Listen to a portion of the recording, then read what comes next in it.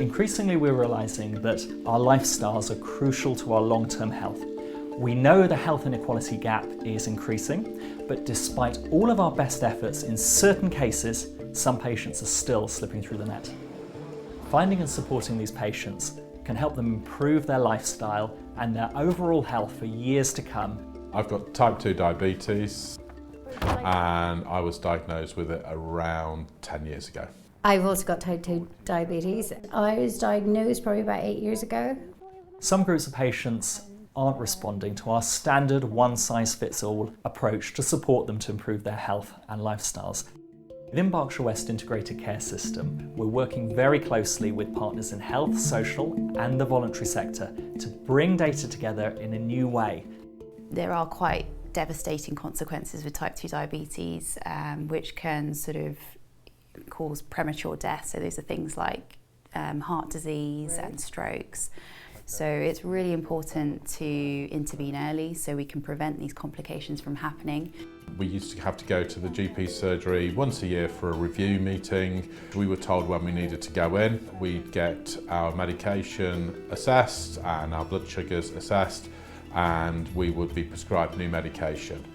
We were told what was the right thing for us, what was the right medication, and how we should behave and what we should and shouldn't eat. And there wasn't a lot of two-way dialogue. If I'm honest, I'll say that our approach to it, when mine definitely was, I've got this, but I can take some tablets, I'll take the pills and crack on. We were gradually deteriorating. Every year the medication would be stepped up a little bit, and I could gradually see the blood sugars rising. The key to this is data. Coming together as a system provides us with the opportunity to join up data from health and social care to support and help GPs with hard evidence to proactively design interventions for patients who really need the care. We identified a group of patients with type 2 diabetes that did seem to be slipping through the net, and we went out and we asked them why this was the case. Dr. Alton called us and had a long conversation with us about a potential group session. And it was really great to have that personalised approach where he was keen to understand what would work for us rather than just being the medical professional telling us what the right answer was.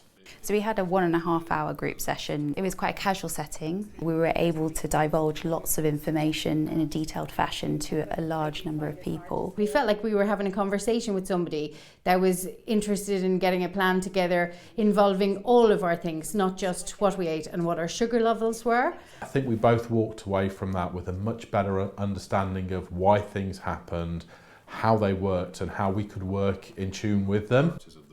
So the beauty of this approach is it offers local solutions to local problems. We have the analyst support to be able to interrogate the data we now have available to really pin down which groups we need to support better. We've taken dairy largely out of our diet. We've cut back on bread. We're eating a lot more fish, salad, and a lot of nuts and porridge. We've also upped our exercise, so we're doing a lot more walking. The change in the bloods was immediate, almost from our finger testing. We could see, like, really within 3 days, how quickly that had started to show results, which was very encouraging. We're less reliant on the medication to keep them low. It's controlled as much by the diet as the medication. For me as a GP, this offers a way of providing a different service that is tailored to our patients that we know will work. It's effective because it's a personalised treatment plan for a patient. It's completely tailored to them. I think the long-term benefit of population health management is the predictive element. The analysis of the data today allows us to predict the future health needs and demands of future patients. Population health has been around for a very long time, but what we have now is much greater integration within systems that we can utilise to adopt this very logical approach to how we improve the health and well-being of our population health.